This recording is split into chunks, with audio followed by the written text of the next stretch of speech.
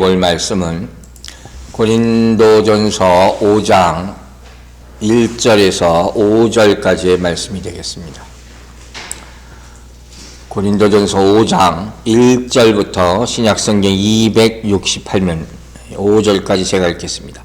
너희 중에 심지어 음행이 있다 함을 들으니 그런 음행은 이방인 중에서도 없는 것이라.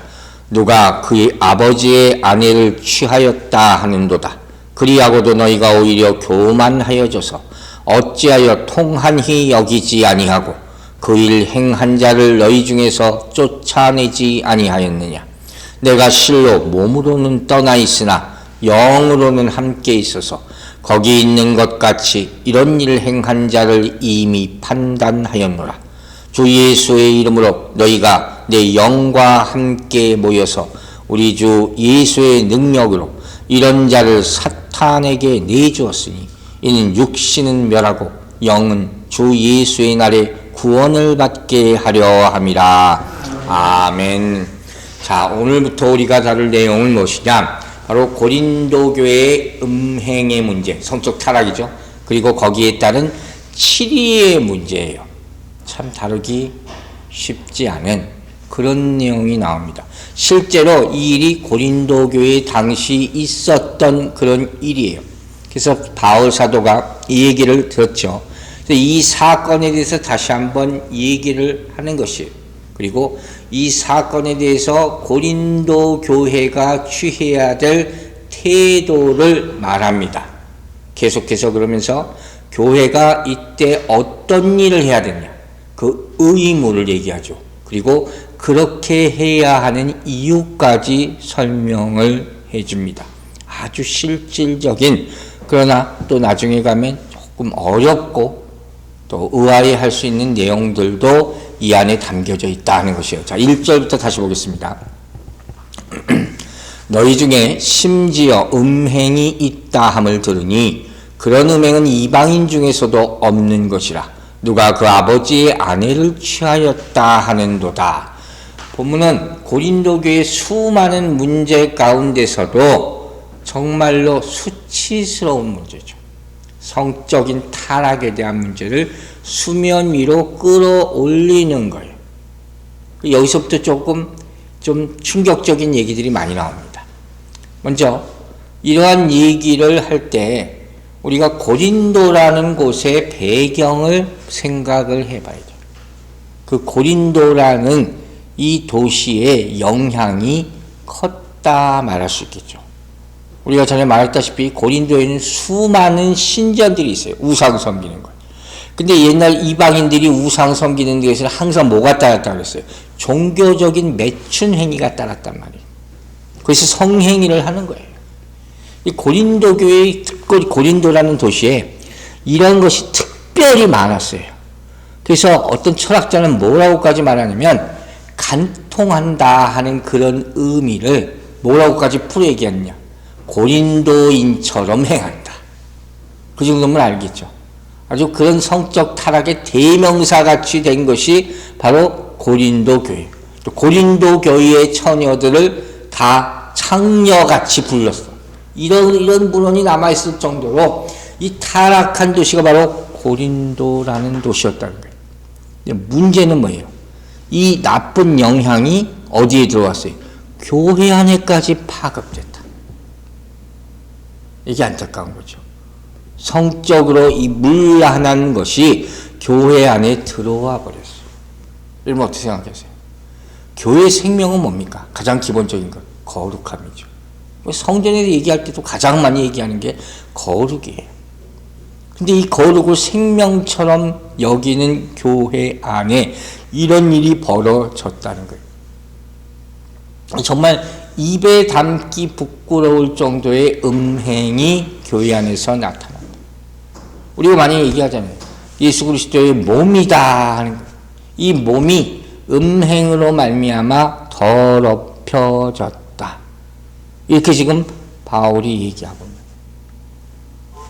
고린도 교회가 나쁜 성적인 영향을 받았다. 게다가 이 사건은 어떻게 교회 바깥에까지 붙어서 다 소문이 나버렸어. 이렇게 돼버린 상황이지. 여러분, 교회의 문제가 발생하면 그게 크면 클수록 세상이 먼저 알아요. 참 부끄러운 거죠. 배후에 사단이 있거든요. 사단이 다 조종하거든요. 이게 항상 우리 입조심을 해야 돼요. 이런 일을 얘기하고 다니는 게 절대로 덕이 되지 않아요. 교회에서 덕이 되지 않고 세상에는 더욱 부끄러운 일이고 이걸 알아야 된단 말이에요. 근데 그걸 모르고 막 떠들고 다니는 사람들이 있어요. 이 하나님의 영광을 다 가리는 것이다. 우리가 기도해야 될 문제를 소문을 내고 다니면 안 된다 하는 것을 잊지 마시기 바랍니다. 기도해야 될 문제예요. 그럼 그 내용은 뭐였다고요? 내용이 참 참담하죠. 그 누군가가 아버지의 아내와 음행을 저질렀다 그랬어요. 계모였대, 계모. 그렇게 많은 설명을 하죠. 계모, 첩, 그 당시 첩들이 많았으니까. 성적 관계를 가졌어요. 근데 이것이 계속 지속되었다는 거예요. 그러니까 정말 이건 입에 담지 못할 그런 불륜적인 행동을 한 거죠. 자, 이런 일에 대해서 가장 기본적으로 성경이 뭐라고 얘기하느냐, 이 말씀부터 우리가 알아야 돼요. 많은 대답이 있지만 가장 기본적인 말씀 하나를 말씀드립니다. 신명기 27장 20절 보세요.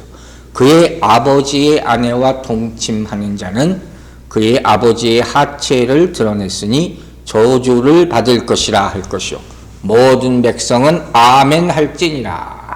신명기에서 모세가 이스라엘 백성들이 같이 말씀 가운데 분명히 들어가 있단 말이에요. 이런 일이 일어날 줄 안다는 거예요. 벌써 얼마나 많이 타락했다는 걸 알고 있죠. 그럼 여기에서 바울은 어떤 처방을 내리느냐? 바울이 뭐라고 했어요? 첫 번째로 그들 가운데 음행은 뭐라고 했어요?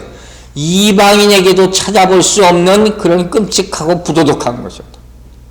불신자들도 이런 일까지는 저지르지 않는 그런 성적인 타락을 보여주고 있다고 진단을 하는 거예요. 이게 바울의 첫 번째 진단이에요. 자, 여기서 우리가 분명히 하나 짚고 넘어가야 될 문제가 나옵니다. 그게 뭐냐? 그리스도인의 윤리관이라는 거예요. 여러분 많이 들어봤을 거예요. 쉽게 말해서 그리스도인의 윤리의 기준은 어느 정도여야 됩니까? 세상을 따졌다 할 때 세상보다 높아야 됩니까? 낮아야 됩니까? 당연히 높아야죠. 높아도 한참 높아야 되는 거죠. 그게 교회란 말이에요. 그래야지 교회가 세상에 말씀을 전할 수 있고 선한 영향력을 끼칠 수 있고 세상을 이끌어 갈 수 있는 거예요. 그래서 소금이고 빛이고 말을 할 수 있단 말이에요. 근데 문제는 뭐라고요? 당시 고린도 교회는 세상의 윤리 기준보다도 높기는커녕 훨씬 낮은 그들보다 못한 지경에 처했다.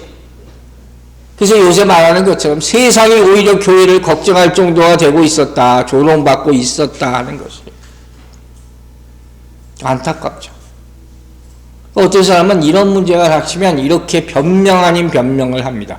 교회를 좀 보호하려고 이렇게 얘기하는 거예요. 그 일은 말이죠.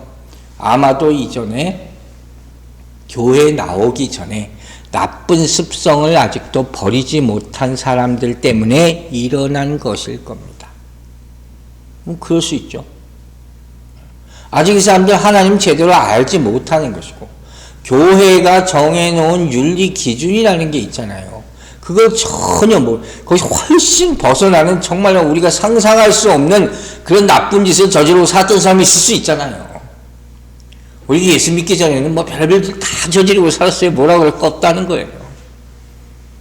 그리고 그게 나쁜 짓인지도 모른다니까요. 그 습관이 항상 배에 있잖아요. 근데 어떻게 인도돼서 예수 믿고 교회에 나오게 됐지만 그게 쉽게 안 변하죠. 옛 습관.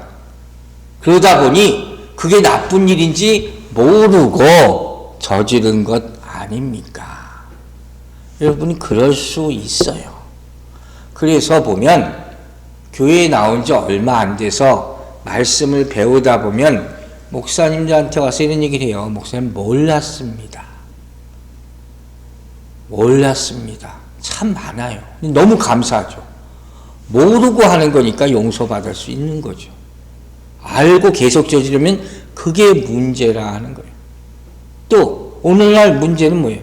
교회에서 이런 내용에 대해서 많이 안 가르친단 말이에요. 왜? 하지 말라 하면 싫어하니까. 이것도 큰 잘못 중에 하나라고 했어요. 그런데 사실 이런 핑계를 오늘 본문은 댈 수가 없어요. 왜? 그 이유가 뭡니까? 바울이 이렇게까지 얘기하거든요. 이런 음행은 이방인에게도 없는 것이었다. 아주 딱 집어서 얘기해버렸어요. 교회가 세상보다 더 악한 음행으로 타락하고 있었다는 거예요. 고린도 교회 자체가. 이 심각한 거예요. 그러면 어떻게 이렇게까지 될 수가 있었을까요? 어떻게 이렇게까지 될 수 있었을까요? 그 이유는 간단해요. 교회가 이런 일들을 감추고 있었다는 거예요. 그 이유예요. 이렇게 커지기까지. 역사적으로 오래된 일이에요. 교회 안에서 있는 수많은 성추문, 금전적인 문제들, 타락하는 것, 심지어 교회 안에서 마약을 사고 파는 일까지 지금 많은 현대교회에서 벌어지고 있습니다. 상상도 못할 일들이 벌어지고 있어요. 너무 가슴 아픈 일이에요. 교회가 세상에 대해서 이런 상황인데 무슨 얘기를 할 수가 있겠냐. 바울 시대도 그랬고 오늘날도 그렇다는 거예요. 교회 역할을 전혀 하지 못하고 있다. 근데 여기서 더 큰 문제가 있어요. 자, 이제 2절 봅니다. 고린도전서 5장 2절 보세요. 그리하고도 너희가 오히려 교만하여져서 어찌하여 통한이 여기지 아니하고 그 일 행한 자를 너희 중에서 쫓아내지 아니하였느냐. 이제 점점 디테일하게 들어가는 거예요. 먼저 바울이 몇 가지 질책을 합니다. 그 첫 번째는 뭐예요? 너희가 오히려 교만해졌다. 이게 무슨 말인지 알겠어요? 저는 아무리 읽어서 이렇게 도대체 이 사람들이 이런 음행을 저지르고 어떻게 교만해졌는지 이게 납득이 안 가는 거예요. 이게 무슨 일이냐? 이런 나쁜 일을, 악한 일을, 음행을 저지르고 나서도 교회가 다 이걸 그냥 용납했다는 거예요. 근데 거기에 플러스 어떻게까지 했다는 거냐? 자랑했다는 거예요. 이게 말이에요? 이걸 어떻게 자랑했을까요? 나는 음행을 저질렀어. 그걸 자랑했을까요? 그 얘기가 아니라 이들이 용납하고 자랑했다는 것은 그 죄를 범한 사람에게 어떻게 했다는 거예요? 형제 사랑이라는 미명으로 나는 다 용서했어. 이렇게 자랑했다는 거예요. 여러분 어떻게 생각하세요? 이게 사랑입니다. 참 애매한 문제예요. 사실 애매한 문제도 아니지만 워낙 만연된 문제란 말이에요. 제가 오래전에 어떤 분한테 저지른 죄의 문제에 대해서 말씀을 가지고 얘기해 준 적이 있었어요. 근데 이분이 받아들이지 않아요. 참 힘들었어요. 그래서 회개합니다 하면 다 끝나는 겁니다 했는데도 그걸 끝내 안 하더라고요. 한 달 정도 후에 저한테 찾아오셨어요. 그래서 저는 내심 회개하러 오셨나 보다. 진심으로. 하나님께 회개하면 됩니다. 저는 이렇게 말해주면 되니까. 근데 성경 구절을 나한테 딱 들이밀었어요. 그게 뭐였냐? 제가 잊지 못해요. 우리가 잘 아는 구절이에요. 베드로전서 보세요. 베드로전서 4장 8절. 무엇보다도 뜨겁게 서로 사랑할지니 사랑은 허다한 죄를 덮느니라. 맞아요. 고린도서 13장에서도 우리 배울 거예요. 사랑이 뭔가에 대해서. 근데 안타까운 것은, 좀 기가 막힌 것은 그분이 이 구절 하나 찾으려고 한 달 동안 뭘 했나 싶은 거예요. 너무 가슴 아프고 하는 말이나 이런 모든 행위들이 사람과는 거리가 먼 그런 일들을 행한 분이에요. 아는 것이 무슨 의미가 있습니까? 아무 의미가 없어요. 고린도 교회의 정말 문제가 뭔지 아세요? 음행을 저지른 것보다 더 큰 문제. 이 잘못에 대해서 전혀 수치감을 느끼지 않는다. 이게 정말 큰 일이라는 것을 깨닫지 못해요. 이게 죄라는 것을 느끼지 못하는 거예요. 이걸 뭐라고 그래요? 이런 거예요. 불감증이라고 그래요. 도덕적, 윤리적, 죄에 대한 불감증, 이게 만연히 있는 거예요. 이게 문제예요. 여러분, 교회 거룩을 훼손하는 일을 묵인하는 것이나 방관하는 것은 절대로 형제에 대한 진정한 사랑이 될 수 없다는 사실을 깨닫게 되기를 주의 이름으로 축원합니다. 이게 무슨 사랑이에요? 오래된 교회들을 보면 영향력을 미치는 분들이 있습니다. 좋은 일을 많이 하는 분들도 많고, 그런데 간혹 가다 보면 정말 신앙적으로는 전혀 성장이 안 된 분들이 있어요. 오히려 교회에 해를 끼치는 거예요. 더 안타까운 것은 뭔지 아세요? 교회가 그런 분들에 대해서 전혀 아무 말도 안 하고 그냥 놔두는 거예요. 그냥 눈에 띄는 죄를 그냥 내버려둬. 나중에 내막을 알고 보면 어떤지 아세요? 그분들이 대대로 교회에서 돈 좀 있고 영향력 미치고 이런 분들이에요.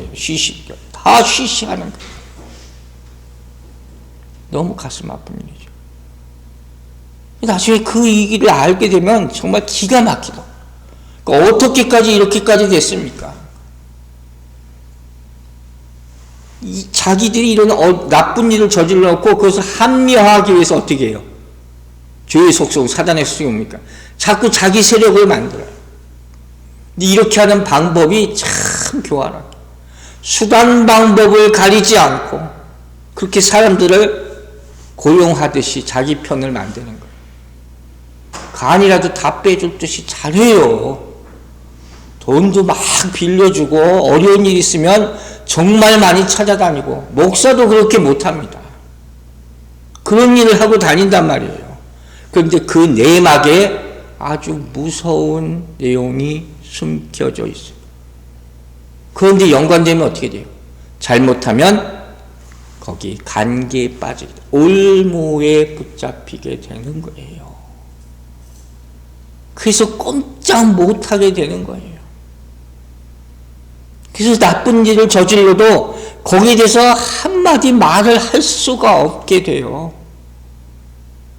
오히려 내가 어떤 일을 당하지 않을까 두려워하게 되고, 해코지 당하지 않을까, 이런 모습이 나타나는 거예요. 이게 얼마나 안타까운 얘기예요.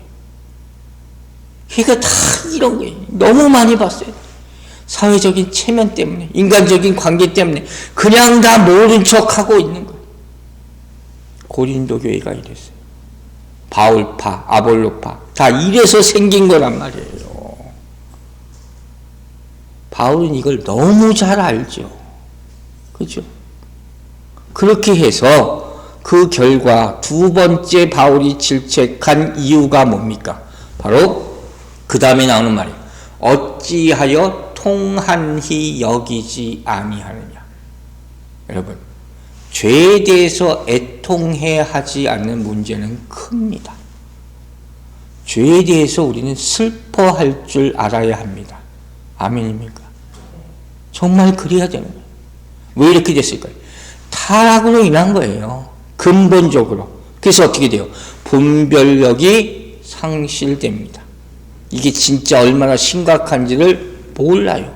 그러다 어떻게 돼요? 점점 경계심이 줄어들죠. 그렇게 가는 거예요. 아니, 남들도 다 이렇게 살아. 그리고 정말 민감해야 될 부분에 대해서 어떻게 해요? 덤덤해져. 무감각해진다니까요. 다 그러고 사는 거예요, 여러분. 이럴 때 누가 딱 떠오릅니까? 저는 다윗이 딱 떠올랐어요. 다윗, 우리 너무도 잘 아는 하나님의 마음에 합한 자, 그렇게 불리우는 사람이 성경에 단 한 사람밖에 없잖아요. 왜 이 사람이 어떻게 하나님의 마음에 합한 자라고 불리울 수가 있다 그랬어요? 단 한 가지, 죄에 대하여 회개하는 심령이 있기 때문이에요.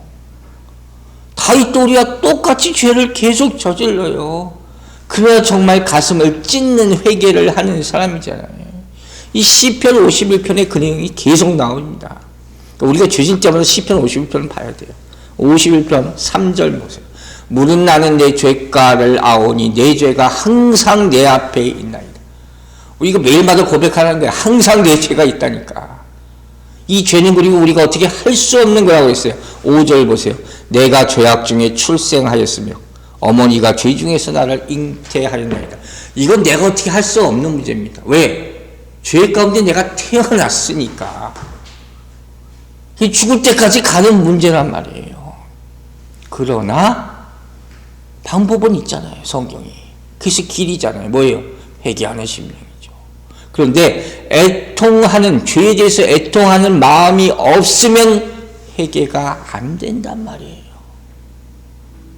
한다 그래도 그건 거짓된 것이죠.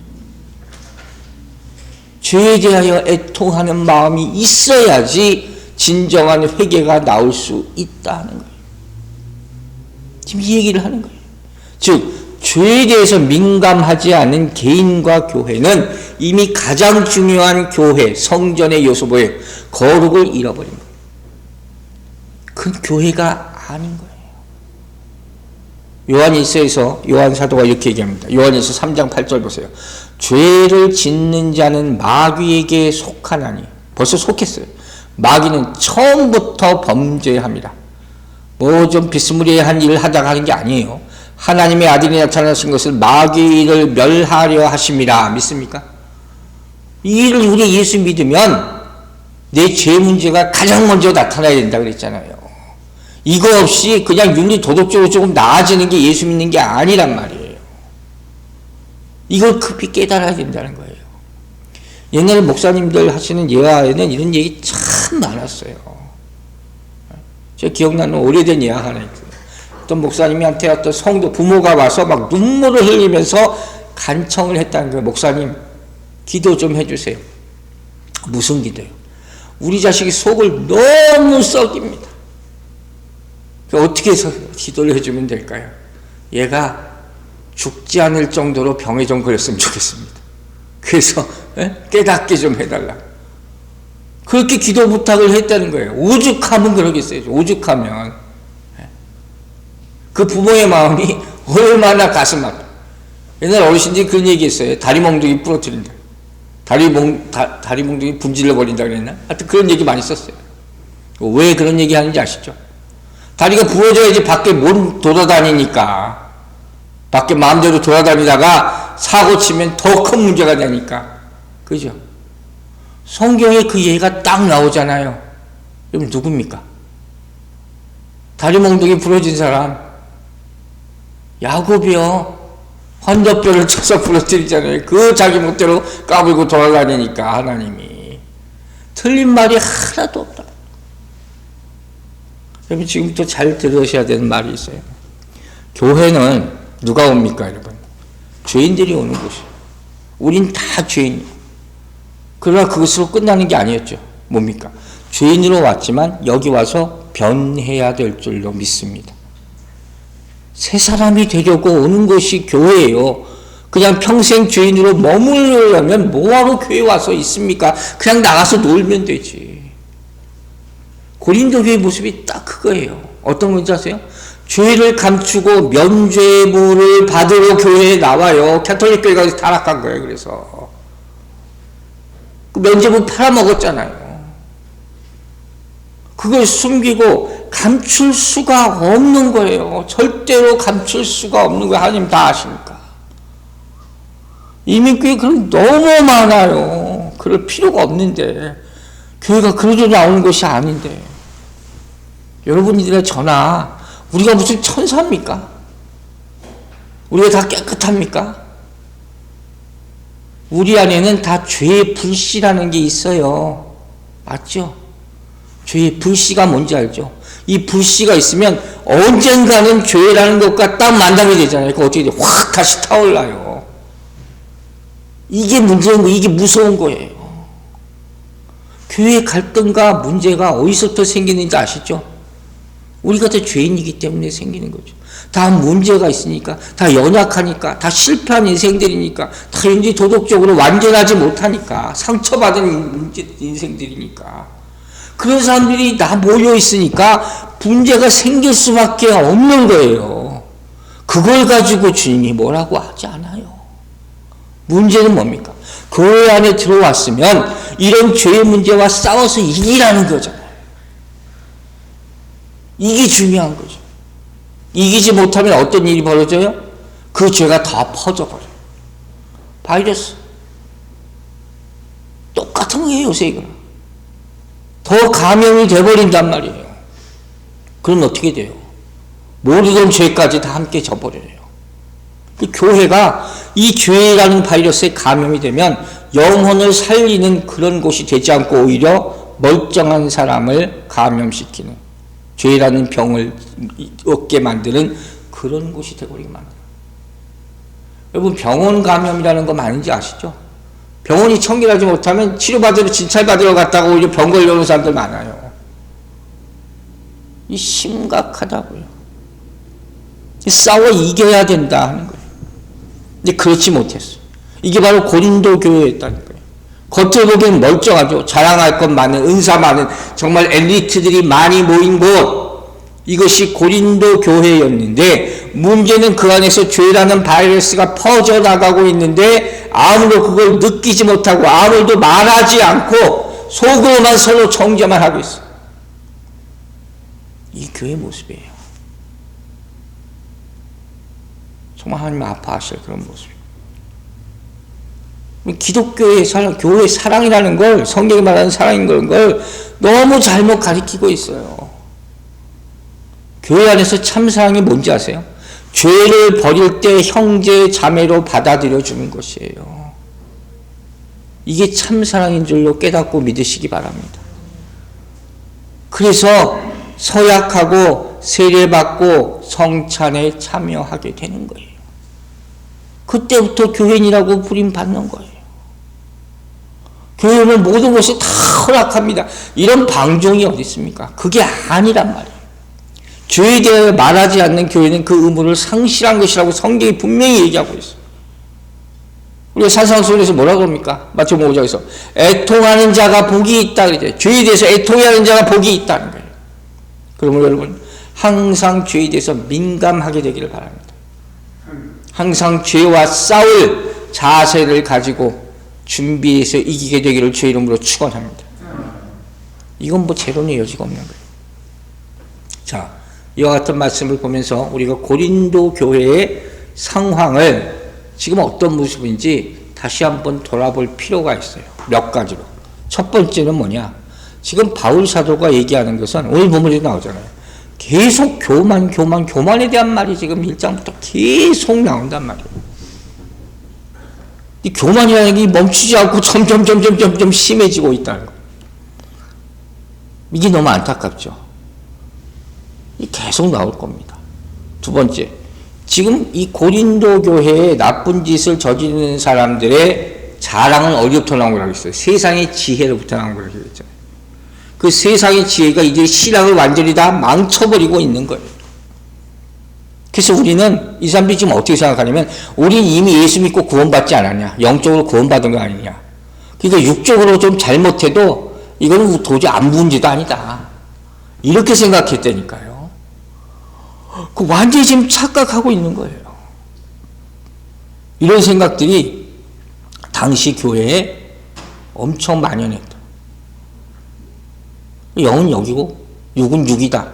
이게 잘못 생각하고, 즉 결정적으로 이 고린도교의 모든 문제는 다 영적인 문제라는 거죠.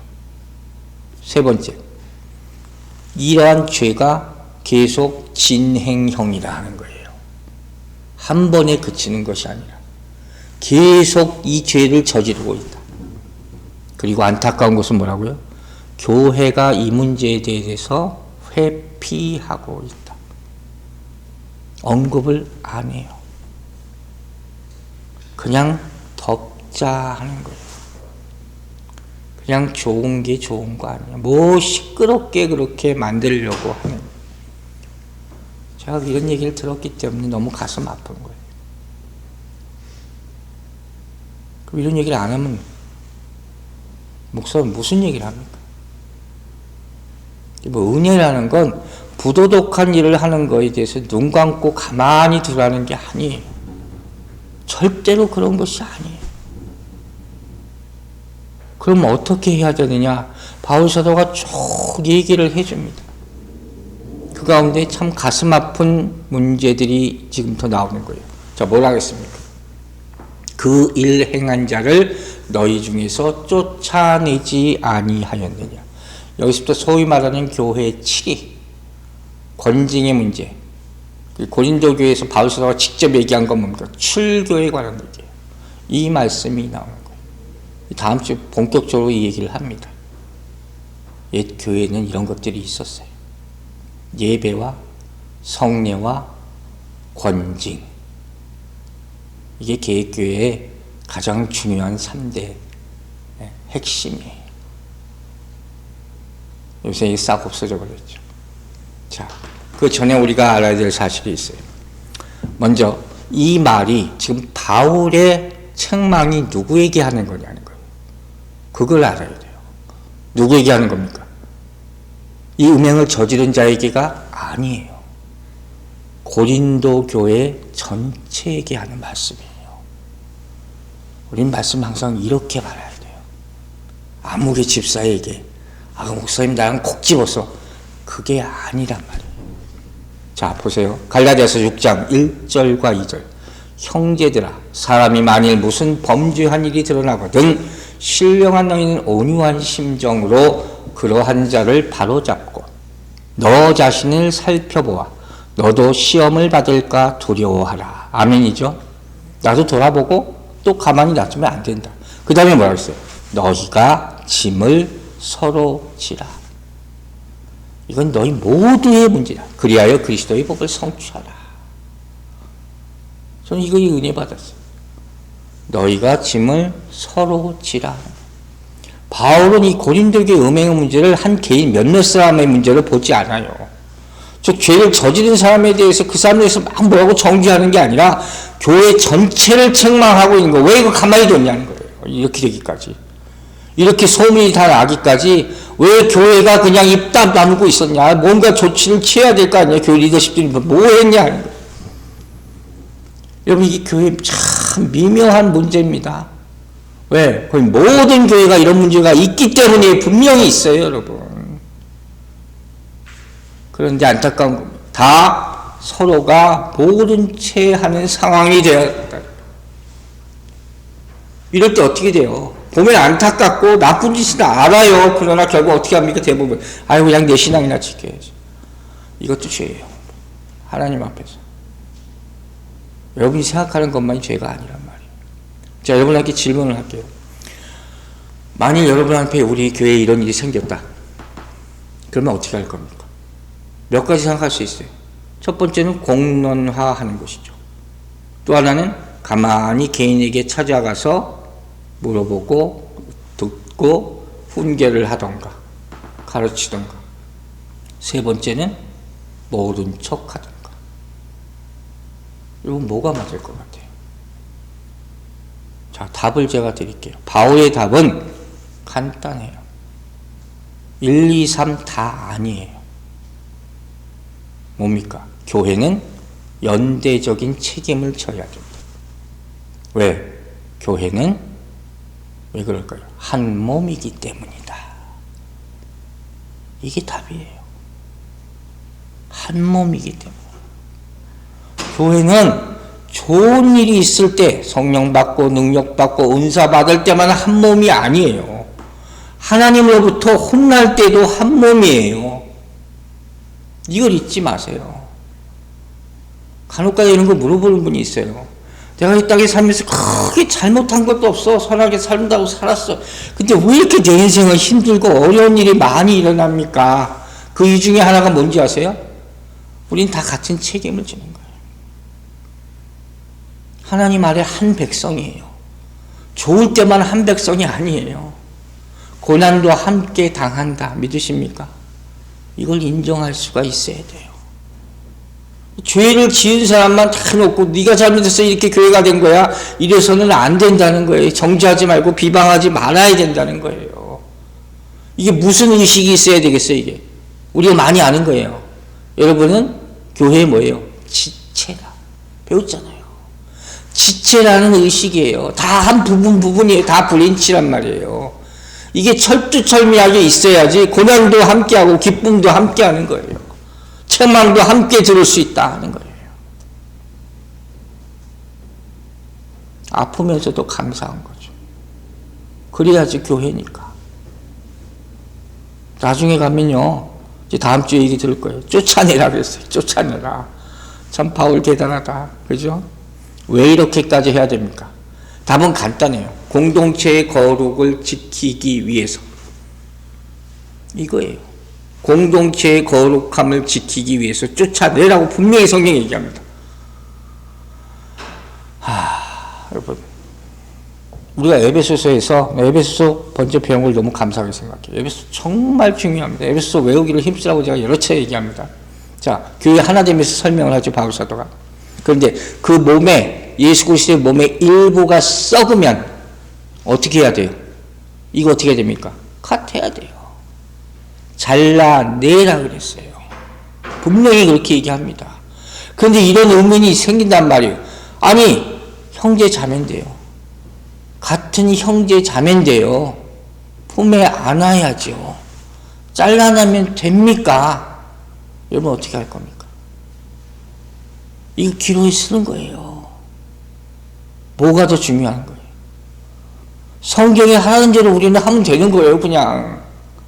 이걸 우리는 인간적인 생각 때문에 못하는 거죠. 교회 거룩함이 중요한 거냐? 아니면 이렇게 놔두다 보면, 저 그런 얘기 너무 많이 듣잖아요. 그냥 어떻게 되겠죠, 어떻게 되겠죠, 어떻게 되겠죠. 안 된다는 거예요, 안 된다는 거예요. 바울이 오죽하면 이랬겠습니까? 그러니까 우리는 그때 성경을 봅시다 해야 되는 거예요. 성경이 어떻게 가르쳤는지 봅시다. 고린도교에 이런 문제가 있었는데 분명히 우리는 말씀 배웠어요. 그냥 버려두는 것은 포기다 그랬어요. 사랑을 포기한 것 맞습니까? 그냥 놔두면 안 된다는 거예요. 그걸 그냥 방관하고 눈을 감고 있으면 그건 죄예요. 그 마지막으로 바울 사도가 이렇게 결단한, 이렇게 책망하고 훈계한 그 근거에 대한 말씀을 좀 나누고 오늘 마치려고 해요. 다음 주엔 7위가 무엇인가에서 얘기할 거예요. 원칙과 순서, 방법에 대해서. 여러분, 질문을 합니다. 마지막으로. 교회란 뭡니까? 여러분이 생각하는 교회란 뭡니까? 에베소서를 통해서 우리 많은 말씀을 배웠죠. 그렇죠? 조금 다른 또 질문을 합니다. 왜 하나님은 교회를 세우셨습니까? 여러분 나름대로 대답할 수 있게 되기를 바랍니다. 교회를 어떻게 설명하십니까? 예수 그리스도의 몸이다. 예수 그리스도가 머리다. 예수님이 머리고 우리가 몸입니다. 믿으십니까? 이 의미를 오늘 본문과 연결해서 잘 생각해 보세요. 자, 왜 하나님은 예수 그리스도를 머리로 세우시고 우리를 몸으로 만드셨겠습니까? 아주 중요한 신학적인 말씀을 나눕니다. 자, 에베소서 1장 10절이에요. 하늘에 있는 것이나 땅에 있는 것이 다 그리스도 안에서 통일되게 하려 하십니다. 정말 중요한 말씀입니다. 여기서 통일이라는 말이 핵심입니다. 다른 성경에서 찾기가 참 어려운 말씀. 이게 무슨 소리냐? 간단하게 다시 우리 배웠지만 리마인드하는 무슨 소리냐? 이 세상이 죄로 말미암아 온 우주가 완전히 흑암의 세계가 됐잖아요. 혼탁하게 됐어요. 질서가 다 무너졌어요. 그것을 하나님께서 어떻게 해요? 다시 화해하게, 다시 하나 되게, 통일되게 만드셨다 하는 거예요. 그 교회를 세운 목적이 바로 여기에 있는 거예요. 교회는 그냥 우리들이 모여있는 곳이 아니에요. 어마어마한 이유를 가지고 하나님이 세우신 것이에요. 그런데 이렇게 통일되게 하기 위해서 아주 중요한 대상, 제일 중요한 대상이 뭐겠어요? 바로 인간이란 말이에요. 우리 몸이니까. 그리고 이런 통일된 새 하늘과 새 땅에서 다 들어가서 만나게 되는 것을 뭐라 그러냐? 교회라고 하는 거예요. 그게 교회의 영적 의미예요. 근데 문제는 뭐예요? 이 인간이 타락했잖아요. 그래서 하나님이 하신 일이 뭐냐? 자, 에베소서 1장 4절에 나와 있어요. 곧 창세 전에 그리스도 안에서 우리를 택하사 우리로 사랑 안에서 그 앞에 거룩하고 흠이 없게 하시려고. 잊지 마세요. 창세 전에 이미 우리의 죄의 문제 때문에 교회가 온전하게 통일되지 않을 것을 아시고 거룩하고 흠이 없게 만들어 주셨다. 그리고 두 번째 하신 일이 뭔지 아십니까? 이 거룩하고 흠이 없게가 인간 스스로 못하잖아요. 그래서 에베소서 1장 22절이 있습니다. 또 만물을 그의 발 아래 복종하게 하시고 그를 만물 위에 교회의 머리로 삼으셨느니라. 아멘. 이게 무슨 말인지 아시겠어요? 우리 인간의 죄 때문에 교회가 완전하지 못해요. 그래서 이들을 거룩하고 흠이 없게 만드시는 방법으로 어떻게 하는 거예요? 예수 그리스도를 머리로 세우시고 우리를 끌어다가 몸을 만드셔서 어떻게 해요? 둘을 묶어버리셨어요. 할렐루야. 하나 되게 하신 것. 이걸 뭐라 그래요? 이게 십자가란 말이에요. 십자가로 말미암아 하나 되게 하십니다. 이게 복음이에요. 이게 교회란 말이에요. 그런데 이게 교회인데 하나님이 이렇게 만드신 건데 우리가 예수 그리스도와 한 몸이에요. 근데 그 몸의 일부가 타락해버렸어요. 그럼 하나님이 어떻게 하셔야 돼요? 잘라내야 돼요. 이해가 가십니까? 절대로 그냥 보고 있을 수가 없어요. 그렇다면 아버지가 아니에요. 그래서 교훈과 책망과 바르게 함과 의로 교육하시는 거예요. 성령의 검으로 다스리십니다. 사랑하는 여러분, 세상의 온 교회가 죄에 대하여 애통하는 마음을 갖게 되기를 주의 이름으로 축원합니다. 기도하겠습니다. 아버지 하나님, 오늘도 말씀 앞에서 회개하고 우리의 죄를 뉘우칩니다. 용서하여 주시옵소서. 다시는 고백한 죄들을 저지르지 않도록 우리를 정결케 하시고 또 성령으로 붙잡아 주시고 보호하여 지켜 주시옵소서. 이 교회를 거룩한 영이 지켜 주셔서 구별되게 하여 주시고 하나님의 치리가 있을 때 그것에 순종하고 회개함으로 온전한 용서를 받을 수 있는 심령들이 모인 교회 되게 하여 주시옵소서. 감사드리며 예수 그리스도 이름으로 기도했습니다. 아멘.